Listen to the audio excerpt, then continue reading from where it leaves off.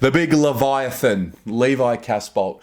He really is such a Carlton man. It's. I remember him coming to the club. I really do. I remember watching him in a pre-season scratch match years ago.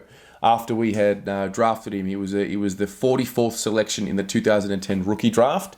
And I remember going to training and seeing him take this massive clunk in the goal square down at Icon Park, and just sort of thinking, oh wow, there's something there. And it's kind of cool to see how much he's blossomed. He has been a maligned player at times, and that's probably due to the fact that he's playing for a struggling club. We want to be a great club. We have this mentality of wanting to be the best, and Carlton are the best team in the league. But when you take a step back and you look at his career at a high level and where he was actually drafted and what he's been able to achieve in his career, considering how far back he was coming from, I think Levi should be proud. His family should be proud, and we should be proud of what he's been able to do. Is he the best forward in the competition? No, he's not. But he gives it his all. He has inconsistencies. He's got shortcomings. But you can't put a price on what he brings to the football club. I'm sure he's a loved figure on the inside. And the fact that he finds a way to impact year in and year out is a credit to him. He just keeps showing up and working hard. I mean, let's look at his 2020. I remember the first 4 rounds, he was something else. He really was. He kicked 2 goals, 1 goal, 2 goals, and 3 goals in those first 4 matches. He was playing in the ruck. He was pinch hitting there. And obviously, round 1, Cruiser goes down, and Levi had to play more ruck time, and he dominated there. And it just for whatever reason he wasn't able to just recapture that consistent form. It looked like. And if you actually go back to the Geelong game, it looked like he was, in that All-Australian form. And the reason why I say that is I'm also backed up by Jared Healy, who I believe it might have been in the second quarter. I was actually watching it just recently, and he was saying, this bloke, if he can continue on this form, he's in All-Australian contention right now. And look, I know it's early in the season, round 3 at the time, but that's the kind of trajectory that he was on.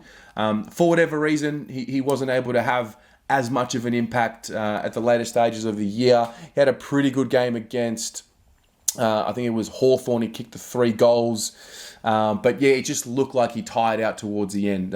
He is a very good endurance athlete for his size. It's very well documented. But for whatever reason, he just wasn't able to impact as much towards the end of the year as what he did at the start. Now, what do you put it down to? I don't really know, to be honest with you. I thought he did enough for me to be satisfied with his year, although I still was left wanting a bit more. The fact that he was able to reach those heights early in the year sort of told me, well, God, he's 30 years old, but he's still improving. And who knows if he can turn those 4 games into 8 games or 9 games in 2021, he's going to go a long way to helping us win games.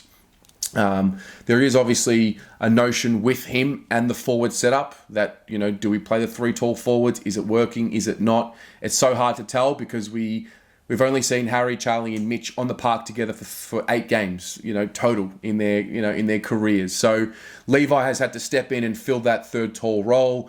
He's also had to step in and fill that ruck role. We know how amazing he was in defence in 2019, and yeah, I think, he reminds me of our version of Justin Westhoff from Port Adelaide, who was just really able to play anywhere, and the older he got, the better he got.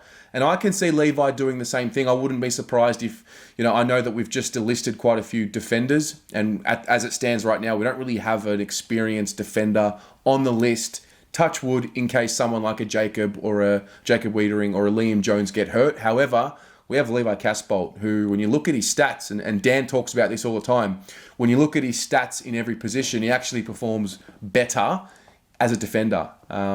So that's something interesting that we can take into 2021.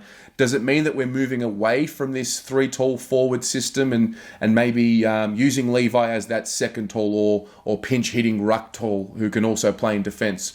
It remains to be seen. I'd be very keen to get your thoughts on that, but yeah, I love his versatility. I love the effort he puts in. He can be a little sloppy at times and make some silly mistakes and look like a big lumbering giant at times, but it's all love for me. I'm really happy for him and his family, really. He's just a great person, he's a great human, and very much like Ed Kerner, you can't put a price on what guys like they do for the football club, and that's the reality of it. So that's how I see Levi. I'm hoping to see a little bit more flexibility from him in 2021. I don't know if I want to have him there as a full-time forward in 2021. I'd love to see us using him in the ruck and using him in defence at times. Now that's a lot easier said than done, but that's just my feeling. That's just my inkling of how to best utilise him next year. Also, obviously, we won't have the hub situation, I would hope. So maybe that was a factor for his drop in form. Once we went to the hub, a different situation. Obviously, a very, very big family man. Obviously, there was things that would have affected him and his family there. So who knows? Maybe the start of 2020 was something that we can get used to seeing in 2021.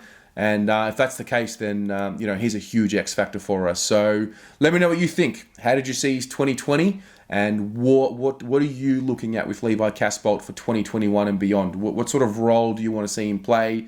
Are you someone that wants to see him stay in one position? Or do you like the fact that he is versatile? Let me know in the comments and we'll chat about it there.